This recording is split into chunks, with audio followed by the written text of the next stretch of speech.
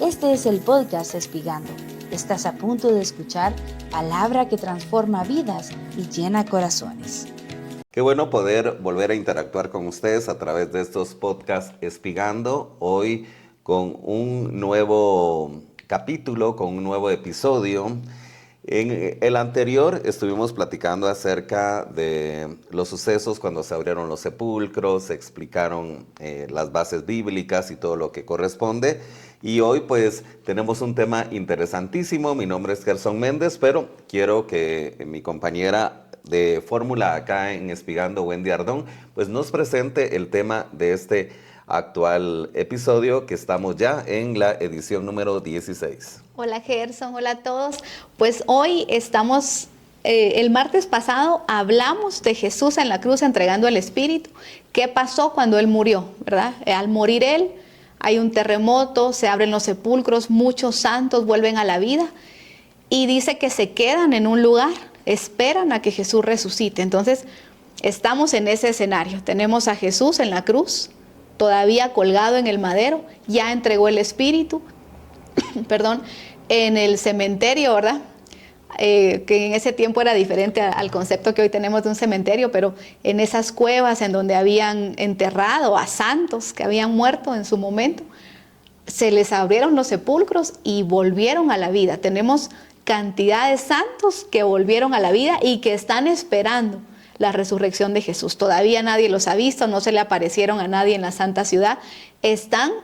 Volvieron a la vida, resucitaron, pero están ahí esperando la resurrección del Señor para juntos entrar en la Santa Ciudad.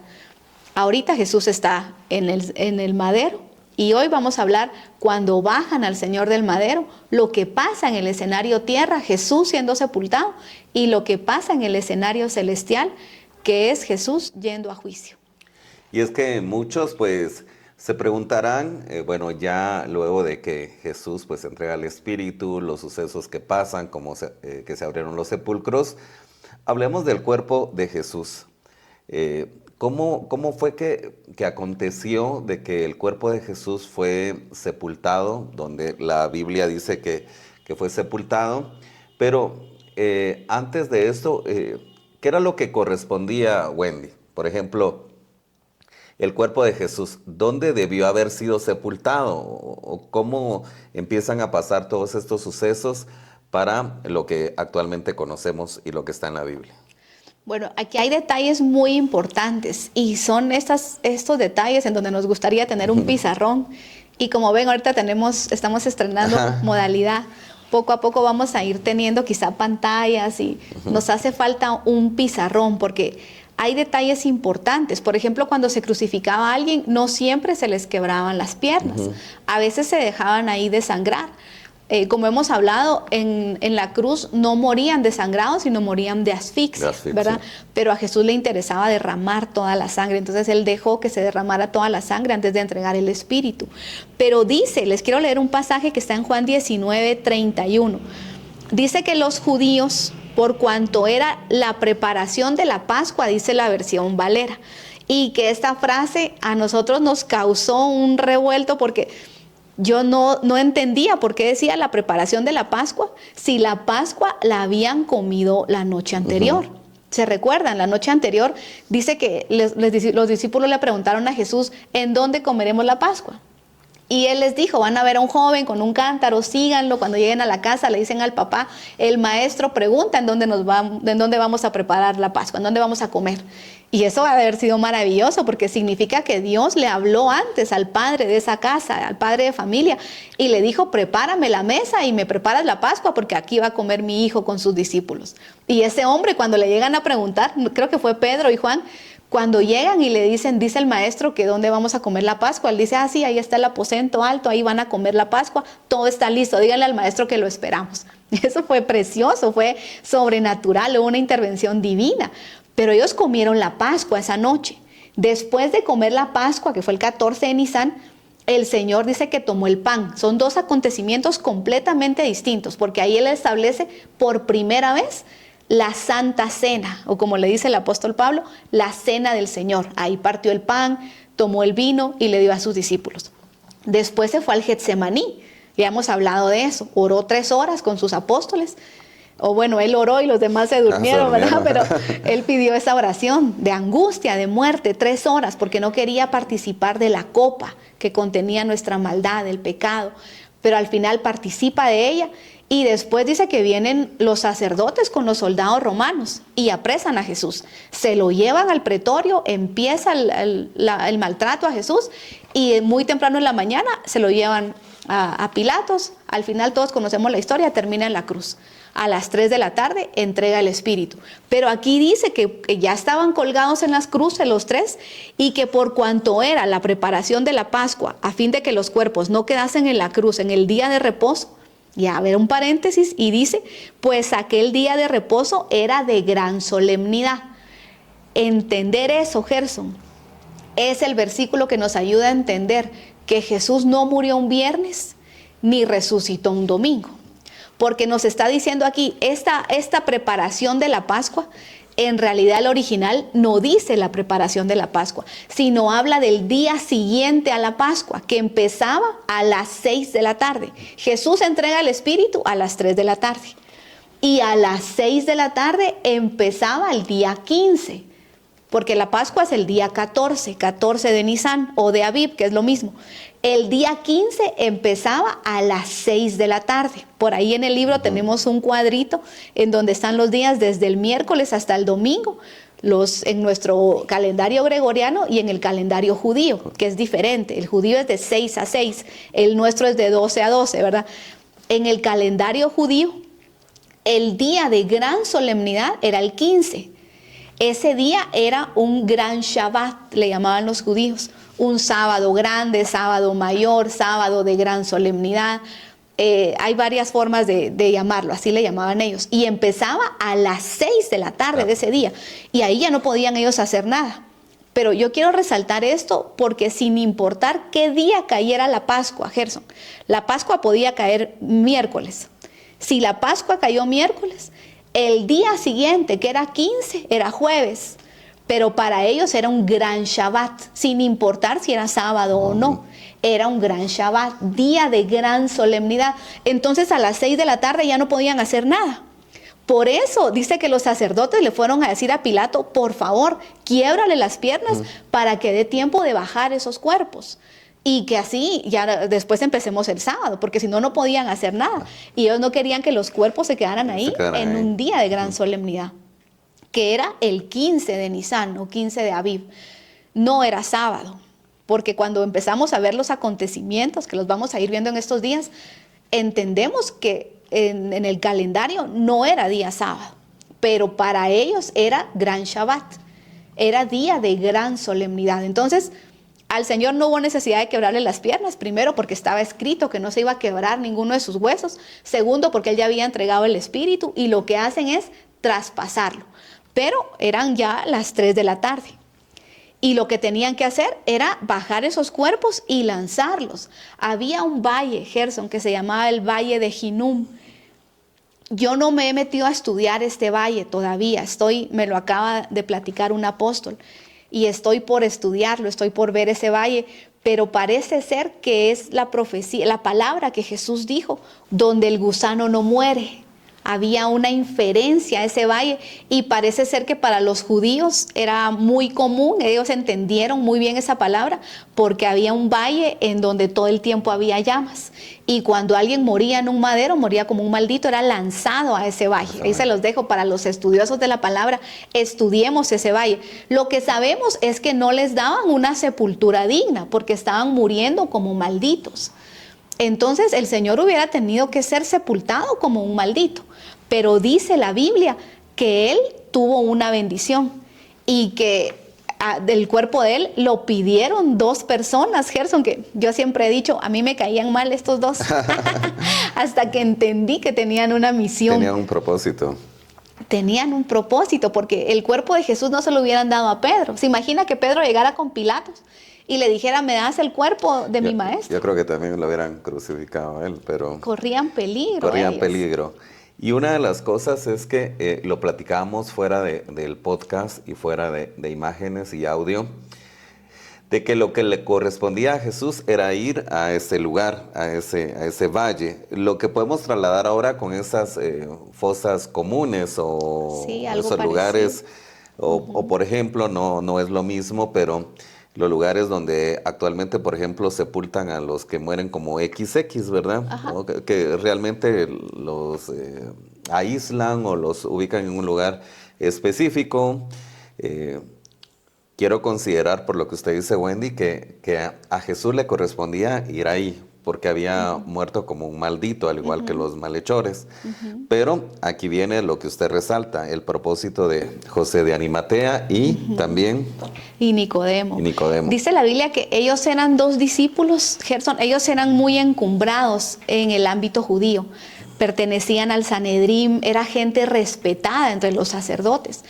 Y dice que cuando José de Arimatea conoce a Jesús, al igual que Nicodemo, Ajá. cuando Nicodemo oye a Jesús hablar, así como cuando nosotros oímos de Jesús, yo me imagino que a esos dos les saltó algo adentro. Ellos fueron seducidos por Jesús y los dos sabían que Jesús era Dios.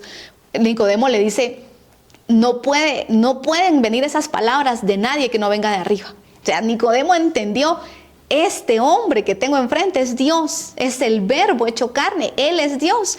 Y se vuelve, según la Biblia, un discípulo secreto de Jesús. Lo poco que sabemos de Nicodemo es que hizo lo que pudo para reunirse con Jesús, pero de noche y a escondidas. Y dice que de noche y a escondidas iba y platicaba con el maestro y se vuelve su discípulo. Y seguramente Nicodemo tuvo la revelación de que Jesús es Dios. Y lo mismo José de Arimatea. Pero dice que eran discípulos secretos por miedo a lo que podía decir el Sanedrín, por miedo a lo que podían decir los sacerdotes. Y cuando yo veía eso, a mí no me gustaba José de Arimatea y Nicodemo. Yo decía, ¿por qué no dejaron el Sanedrín? ¿Por qué no Nicodemo se volvió seguidor de Jesús y dejó a los sacerdotes y dejó? ¿Por qué? Y a veces somos muy buenos para juzgar, Gerson. De repente uno dice, ¿por qué fulano no hace tal cosa? Si tiene el don, ¿por qué sutano no hace lo otro? ¿Por si qué? tiene la influencia, si tiene el poder. Exacto. Ajá. Uno piensa, de repente, ¿verdad? Somos muy buenos para ver la paja en el ojo del hermano y no vemos la viga en nuestro ojo, pero decimos, si yo tuviera las amistades que fulano, o yo no sé, ¿verdad? Uno puede de pronto juzgar. Pero tenemos que saber que el único que tiene derecho a juzgar a sus hijos es Dios. Y que yo siempre lo digo así, lo que nosotros no sabemos, Dios lo sabe. Y por eso tenemos que abstenernos de juzgar. Y yo quisiera de repente hacer una temporada de los mandamientos del Hijo. Me encantaría poder hablar de eso. Un mandamiento del Hijo es, no juzgues a otro, porque en lo que juzgas a otro, te condenas a ti mismo. Porque nosotros en Jesús no tenemos condenación, Gerson. Nosotros somos libres de toda condenación. La sangre de Cristo nos hace libres de toda condenación. Pero si yo decido juzgar a mi hermano en un asunto, por ejemplo, alguien que robó, y yo digo, pero ¿cómo pudo? ¿Verdad? Entró a una empresa en donde todos roban y robó. Y digo, pero no puede ser, tanto que se le ha hablado de robar, conoce a Cristo, y lo juzgo. Entonces el Señor dice, en lo que lo juzgaste a él, te condenas a ti mismo. Y entonces nos abren los libros. Y ese pasaje dice, en lo que juzgas a otro, te condenas a ti mismo. Y hay una frase que dice, y seremos juzgados conforme a justicia. Entonces, si nosotros nos ponemos a ver lo que hemos hecho mal y nos abren los libros y nos juzgan, no con la sangre de Cristo, sino que nos juzgan conforme a justicia, salimos perdiendo, Gerson. Por eso dicen, lo que juzgas a otro, te condenas a ti mismo. Entonces, ahí entendí que a Nicodemo y a José de Arimatea, Dios les tenía un propósito. ¿Cuál era el propósito de Nicodemo y José de Arimatea? Que ellos estaban en la alta cúpula, que ellos eran respetados. Yo no sé muy bien cómo era la relación de Pilato con los sacerdotes, pero sé que había una relación que a ambos les convenía, porque ambos ejercían un dominio sobre el pueblo de Israel. Entonces había cierta relación. No debe haber sido algo agradable, pero había una relación. Y dice la Biblia que José de Arimatea y Nicodemo le rogaron a Pilatos que les entregara el cuerpo de Jesús. Y habiéndole rogado, dice que él accedió y dijo, bueno, bájenlo y llévenselo. Pero no se lo hubieran dado a nadie más. No, yo creo que no. Y eso pensaba mientras usted lo compartía. fue por el tipo de personas que ellos eran, de alta influencia, un alto cargo. Pilato y pues obviamente el Sanedrín los conocían, eran reconocidos, porque si alguien más, citamos a Pedro, ¿verdad? Simplemente Pedro, pues como un ejemplo, o alguno de los discípulos, o alguien quizá de la sociedad sin influencia, no le hubieran dado el cuerpo de Jesús. Yo creo quizá ni se hubieran animado. Yo creo que el cuerpo de Jesús hubiera ido a parar al valle que citábamos o que usted citaba. Pero todo tiene un propósito. Amén, amén. Dice que él accedió y les dijo, bueno, tomen el cuerpo. Eso sí, se apuran, porque ya le habían pedido los sacerdotes que por favor a las 6 ya no hubiera nada. Prácticamente quedaban, ¿qué? 3 horas, 2 horas y 3 horas. Minutos, ¿no? Sí, porque a las 6 en punto empezaba el día 15. Y ese era día de gran solemnidad, era un gran Shabbat. Sí, pues, aunque no era sábado, era un gran Shabbat. Y ellos no querían que estuvieran los cuerpos expuestos en la cruz. Se hubieran tenido que quedar ahí el gran Shabbat, el día siguiente y el sábado. Bueno, el día siguiente ya los hubieran podido bajar, pero el gran Shabbat duraba 24 horas. Día de gran solemnidad. Era una fiesta solemne para Israel. Entonces los querían bajar. Y prácticamente ellos, Jesús, pues ya lo sabemos, murió siendo inocente, pero los demás murieron, o todos murieron como malditos.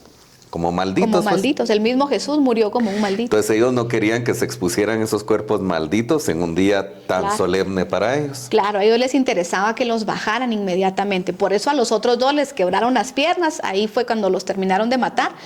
Y a Jesús pues lo bajaron. Entonces, ¿qué pasó? Viene José de Arimatea, le avisa a Nicodemo. No sé cómo, era un mensajito. Llégate a la cruz. Y llega Nicodemo. Pero a mí me sorprende Nicodemo y me encanta Nicodemo, que sigue una orden de Dios, Gerson, que las órdenes de Dios a veces parecen locuras. A veces Dios nos manda a hacer cosas que parecen una locura. Y dice que José de Arimatea está bajo la cruz esperando a Nicodemo. Cuando aparece Nicodemo con aceite, era una costumbre de Israel hacer un compuesto de aceites que tenía mirra, que tenía aloe. No recuerdo cuál era el otro ingrediente, eran 3 ingredientes.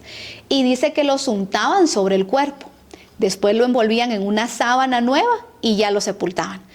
Lo normal era, yo investigué muchísimo eso y a donde yo encontré era de 1 libra a 5 libras de ese compuesto de aceite. De hecho, hay un pasaje en Juan 12 en donde dice que Jesús entró a la casa de Lázaro, de María y de Marta. Y dice que María toma de sus ahorros. Cuando uno se pone a ver la conversión, era más o menos el sueldo de un jornalero de 1 año, Gerson, lo que valía ese frasquito de perfume que María compró. Era como el sueldo mínimo de 1 año, pensémoslo así. Era algo muy caro, era un perfume muy caro, muy valioso. Y dice, si quieren se los leo, porque no hay nada como leer la palabra. Y hoy que tenemos esta mesita aquí, es mucho más cómodo tener aquí la Biblia. Me parece que es Juan 12. Cuando Jesús llega a la casa de Lázaro y de María. Sí, es Juan 12:3. Aquí ustedes lo van a tener en pantalla. Pero dice, entonces María tomó 1 libra de perfume de nardo puro de mucho precio y ungió los pies de Jesús y los enjugó con sus cabellos. El pasaje aledaño que está en Marcos 14 y Mateo 26 dice que María puso el perfume en la cabeza del Señor y que este perfume bajó por sus barbas, cubrió su cuerpo y llegó hasta sus pies. 1 libra de perfume, Gerson, sirvió para que bañara el cuerpo de Jesús y que todo el lugar se llenara del aroma al perfume. 1 libra llenó el cuerpo. Pensemos en 5 libras. 5 libras hubiera sido suficiente para cubrir un cuerpo. Pero Nicodemo dice que llega con José de Arimatea y lleva un compuesto de 100 libras de aceite. 1 libra equivale a un vaso. Nicodemo llevó 100 vasos de aceite. Yo me imagino la cara de José de Arimatea, Gerson. Tenían prisa. Había que meter el cuerpo de Jesús al sepulcro lo antes posible. Y Nicodemo llega con 100 libras. Era una cosa impresionante. Y me imagino que José de Arimatea le dice, estás loco, pongámosle lo necesario. Sí, pues lo que era necesario. Claro, 100 libras era un exceso. Pero Nicodemo traía una orden celestial. Yo creo que Nicodemo no sabía lo que estaba haciendo. A él le dijeron, tú llévate 100 libras y lo unges. Ese cuerpo quedó empapado en aceite. Y tal vez esto no es tan relevante, pero a mí me conmovió mucho porque dice la Biblia que aloes los usaban los judíos para cicatrizar heridas. El aloe lo utilizaban para eso, para cicatrizar heridas abiertas. Y la mirra también servía para sanar heridas. Para sanar heridas. Y resulta que al cuerpo de Jesús, que todavía le falta un proceso de 3 días y 3 noches, que vamos a empezar a estudiar el otro martes, a ese cuerpo Dios le envía 100 libras de aloe y 100 libras de mirra. Que de alguna manera, Gerson, ese cuerpo estaba con heridas expuestas, abiertas, barbas arrancadas. Era un hematoma tal. De alguna manera, ese aloe y esa mirra, algo calmó el cuerpo de Jesús. Algo hizo con el cuerpo de Jesús, que no fue mayor cosa, porque vamos a ver cómo el Señor vivificó ese cuerpo. No podía, no había manera de que ese cuerpo volviera a la vida de no haber sido por una obra divina. Pero a mí me conmovió pensar que lo que curaba una herida, de repente un niño se raspaba, se caía y se le abría la rodilla. Dice que la mamá le ponía aloe o mirra y eso le ayudaba a cicatrizar. Y el Padre del cielo, que tiene a su hijo hecho un hematoma, hecho una herida entera, dice que le manda a un Nicodemo con 100 libras. Tuvo cuidado hasta en ese aspecto. Qué maravilla, Gerson. Yo siempre me pregunté, ¿por qué 100 libras? ¿Por qué tanto aceite? Lo empapó en mirra y lo empapó en aloe. A ese cuerpo que alguien puede decir, ay, hermana, ¿ya para qué? Ya está muerto. Ajá. Pero es que le faltaba el proceso más difícil, lo más cruento todavía estaba por venir. Y yo no digo que gracias a eso el cuerpo estaba bien, no. Pero me conmueve saber que eso era la medicina para heridas que usaba Israel y que el Padre le mandó 100 libras a ese cuerpo. Es algo muy conmovedor, muy bonito. Porque nos muestra que Dios tuvo cuidado hasta el más pequeño detalle. En este sentido, pues como ya lo citaba Wendy, pues ya no importaba tanto porque el cuerpo de Jesús pues estaba desfigurado, estaba totalmente destruido, pero de alguna u otra manera Dios tuvo ese cuidado para que ese cuerpo, pues de alguna manera, pues si no sanara, pues tuviera un proceso diferente quizá, algo que calmara esas heridas, aunque él ya no lo sentía, pues algo cicatrizó. Algo cicatrizó, algo, porque realmente son esos cuidados que tenemos de parte de Dios cuando muchas veces decimos, pero aquí ya no hay nada que hacer, no, ya este proceso, pero Dios tiene cuidado hasta del más pequeño detalle. Cuando Dios nos sorprende y Dios hace algo que para alguien, yo me imagino que alguien distinto a ellos pudo haber pensado, qué locura, o sea, 100 libras y solo son 5, decía usted que eran necesarias. Decía, entre 1 libra y 5 eran las suficientes para echárselas a un cuerpo. Y quiero pensar también, Wendy, acerca del costo, porque el costo de ese bálsamo, pues era costosísimo, valga la redundancia de términos, porque cuando usted hace la comparación y citamos con lo de María, no sé si la Biblia cita, o usted me ayudará en esto, acerca del precio, ¿verdad? Que era un perfume, un bálsamo. El de María sí, pero dice que ese era un nardo puro, de gran precio, ese era un perfume especial. El de Jesús, el de Nicodemo, no era un nardo puro, era aloe, era mirra. Pero aún así, 100 libras era costoso. Entonces alguien puede haber pensado, ¿por qué pues tantos? Ya es un desperdicio de recursos y ya con 5 es suficiente. Claro, y que lo mismo dijeron cuando María le puso el perfume a Jesús. Sobre todo Judas, ¿verdad? Que su mente siempre estaba en la tierra. En las finanzas y el dinero. Y decir, ¿por qué desperdicias tanto en esto, pues? Claro, pero Jesús dijo, no digan que es un desperdicio, porque a los pobres siempre los van a tener entre ustedes, pero a mí no siempre me tendrán. Y que nos quede esa lección, es una lección hermosa. Lo que uno le dé al cuerpo de Cristo, Gerson, nunca va a ser un desperdicio. Y yo siempre estas 100 libras de aceite, siempre las he visto enfocadas en el cuerpo de Cristo hoy. El cuerpo de Cristo de hoy es la iglesia preciosa, eres tú que sigues a Jesús, que le crees. Y la Biblia nos manda a que seamos empapados de la unción, Gerson. La iglesia de Cristo no tiene que andar herida por la vida, aunque seguramente hay heridas que nos han hecho, hay cosas que duelen, que nos lastiman, pero el cuerpo de Cristo es empapado en aceite para que no andemos heridos por la vida, para que el aceite de la unción del Espíritu Santo nos sana, recibe la sanidad que hay en el aceite, porque si el Señor se lo hizo al cuerpo físico de Jesús, el cuerpo místico también lo puede recibir. El cuerpo físico recibió 100 libras de aceite para que el cuerpo místico, que es la iglesia, entienda, yo puedo sumergirme bajo la unción del Espíritu Santo y esa unción me sana y esa unción me limpia y esa unción cierra las heridas, que yo no digo que no estén. Hay heridas muy fuertes, Gerson. Hay gente que ha sido quebrantada, humillada, lastimada, pero hay un Espíritu Santo hoy que está dándonos, así como le dio la instrucción a Nicodemo, báñalo en aceite. Así hoy el mismo Espíritu Santo le da la instrucción a los ministros, a los líderes en medio de ministraciones, que te bañen en aceite. El mismo Espíritu te baña en aceite para que haya sanidad y para que las heridas cierren y se vuelvan cicatrices. Una cicatriz ya no duele, una cicatriz ya solo es el recuerdo de algo que sucedió. Y quiero pensar también, Wendy, no quiero decir con esto que sea exactamente de esa forma, pero dentro de todo, tanto José de Arimatea como Nicodemo quedaron impactados en la forma en que quedó el cuerpo de Cristo, claro, ¿verdad? Ellos quedaron impactadísimos de la forma en que el cuerpo fue encontrado.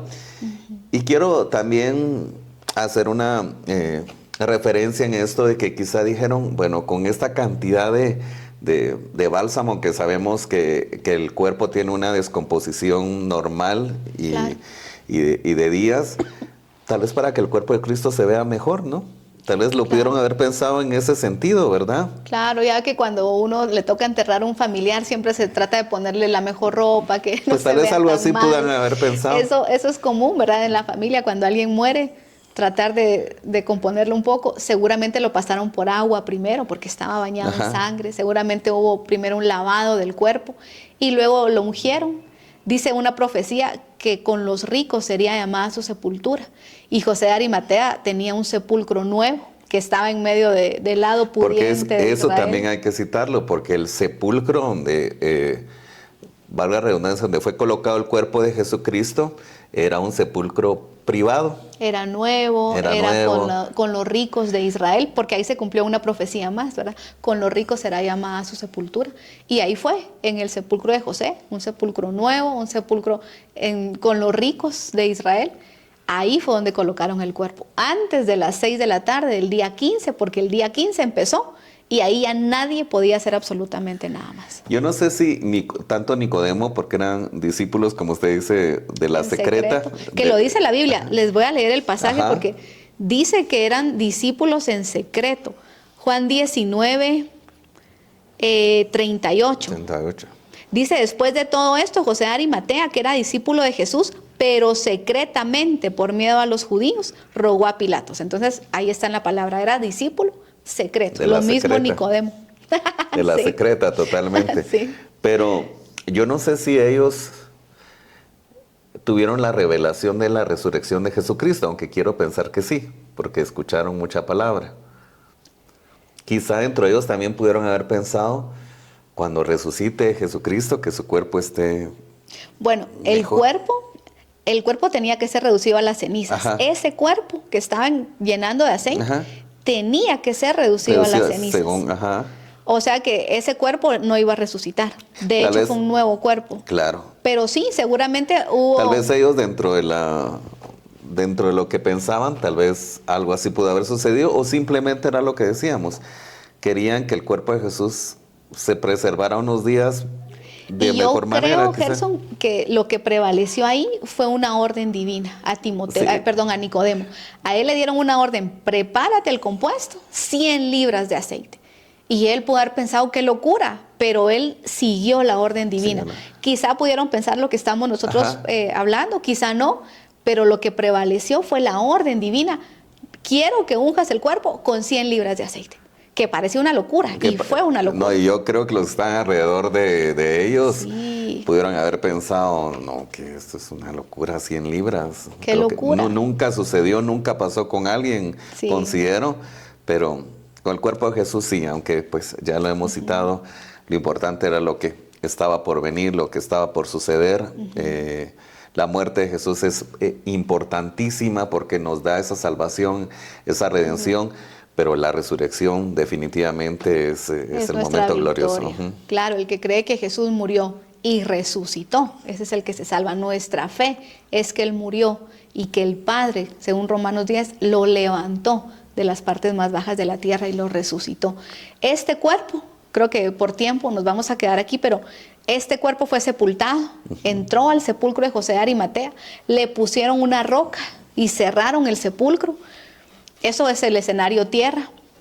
El otro martes vamos a hablar del escenario cielo, ya no pudimos hablarlo hoy. Vamos a platicar qué estaba pasando en las esferas celestiales.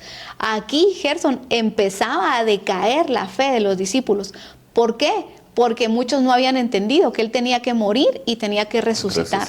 Él anunció que iba a padecer en manos de los sacerdotes, que iba a padecer en manos de los romanos. Él les venía hablando de eso, decía, y otra vez Jesús anunció su muerte, pero ellos no entendían. Yo creo que ellos no lograron entender que él iba a morir, mucho menos que iba a tener un holocausto, porque él también anunció su holocausto, así como anunciaba, voy a padecer en Jerusalén en manos de los sacerdotes, también anunciaba, de un bautismo tengo que ser bautizado, y cómo me angustio, decía Jesús, hasta que suceda. Y hemos hablado que bautismo es quedar sumergido debajo de algo. Él fue bautizado en agua por Juan, quedó sumergido debajo de las aguas. Fue bautizado por el Espíritu Santo, dice que se posó sobre él el Espíritu de Dios, como en forma de una paloma, no que era una paloma, como en forma de paloma. Y ahí fue bautizado por el Espíritu Santo. Pero le faltaba un bautismo, que es el bautismo de fuego que la Biblia nos enseña. Y eso es quedar sumergido debajo del fuego. Y él decía, me hace falta un bautismo. Y cómo me angustio hasta que suceda. Él anunció también su holocausto y anunció su resurrección, pero creo que los discípulos no entendían a cabalidad ni que iba a morir, ni que iba a ir al holocausto, ni que iba a resucitar. Entonces, Gerson, cuando él es sepultado, empieza a decaer la fe de los discípulos. Empiezan a decir frases como, creíamos que él realmente era el Hijo de Dios. Y creíamos que él era nuestro Salvador. Empieza a menguar la fe de los discípulos. Empieza Pedro a pensar, me regreso a la pesca, porque yo creía que él era Dios, y se regresó a ser un pescador. No, y de hecho volvieron muchos a su vida habitual, pues, a lo que realizaban. Y tristes y defraudados, pensando, murió, el que iba a reinar eternamente murió. Empieza a decaer la fe de los que debían estar pensando, en 3 días resucita. Pero no, su fe empezó a menguar. Y en sí, pregunto algo simplemente, pues Jesús siempre les predicó de su muerte, que iba a resucitar, que creo que no alcanzaron a comprender cuál era quizá pensaron que era una metáfora, algo, simplemente un ejemplo, o una parábola, como las que les citaba, quizá pudieron haber pensado eso. Y ahí la fe de ellos empezó a menguar, pero pues a raíz del desarrollo de los pasajes bíblicos vamos a comprender que esto, lejos de que haya sido un acontecimiento malo para ellos, creo que después de que ven la resurrección y los milagros que empezaron a suceder posterior a la muerte de Jesús, hicieron que viniera el evangelio de una manera más fuerte, ¿verdad? Claro. Que empezaran a suceder cosas grandiosísimas, pero de eso vamos a hablar en otros podcasts. Gerson, antes de que se me vaya la idea, por lo que usted decía, empezaron a dudar tanto que dice que las mujeres, ellas estaban en Jerusalén, y para ir a su pueblo era una caminata muy larga, tenían que llegar hasta su pueblo. Caminaron de Jerusalén. Y dice que se fueron a preparar unos compuestos, porque era una costumbre judía que después de ciertos días de muertos, sacaban el cuerpo y le volvían a perfumar, le volvían a echar un bálsamo y lo volvían a poner. Era una costumbre judía. Y ellas tanto creían que Jesús no iba a resucitar, que a los 3 días, cuando llegan muy temprano en la mañana, ya llevaban su compuesto. Lo fueron a preparar a su casa, lo tienen listo. Y llegan a la tumba no esperando ver al resucitado. Sí, porque también eso hay que entenderlo. Ellas llegaron al sepulcro no pensando, bueno, él anunció que al 3er día vamos a ver si es cierto. No, ellas llegaron a otro... Ellas no llegaban ni con la expectativa a ver si resucitó. Ellas iban a echarle bálsamo al muerto. Esa era su intención. Iban llorando, iban con un compuesto que habían hecho. Y el ángel las regaña y les dice, ¿por qué buscan entre los muertos al que vive? Pero me adelanté, pero solo para que no se me fuera esa idea, vamos a ir platicando de eso poco a poco. Bueno, y es que es maravilloso conocer la palabra de Dios a través de esta exploración, a través de este conocimiento. hablando del libro Sangre y Fuego de Wendy Ardón, 3 días y 3 noches en lo profundo. Hoy abordando pues el tema de la preparación del cuerpo de Jesús, cuando fue llevado al sepulcro y todo lo que aconteció posteriormente a esto. Así que queremos invitarte para que tú también sigas confiando en Dios, sigas creyendo en su palabra y sigas valorando este sacrificio que nos dio vida y que nos sigue dando vida y una esperanza de la salvación eterna. Muchísimas gracias, Wendita. A usted, Gerson, gracias. Y a través de los medios a través de los cuales recibiste esta palabra, Genes Radio, Remavisión, a través de las diferentes plataformas donde está el podcast, en YouTube, también queremos dejarte ese mensaje y que te llenes con la palabra de Dios y que sigas explicando la palabra de Dios. Nos vemos pronto, bendiciones.